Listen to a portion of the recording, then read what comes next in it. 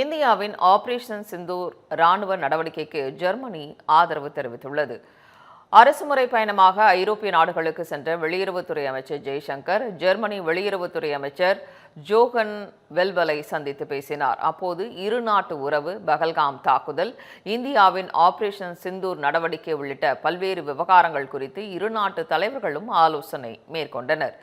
இந்த நிலையில் இந்தியாவின் ஆபரேஷன் சிந்தூர் நடவடிக்கைக்கு ஜெர்மனி ஆதரவு தெரிவித்தது.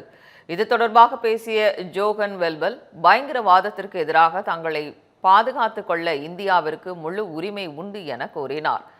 இரு நாடுகளுக்கு இடையே போர் நிறுத்தம் அமலில் இருப்பது மகிழ்ச்சி அளிப்பதாகவும் தெரிவித்தார்.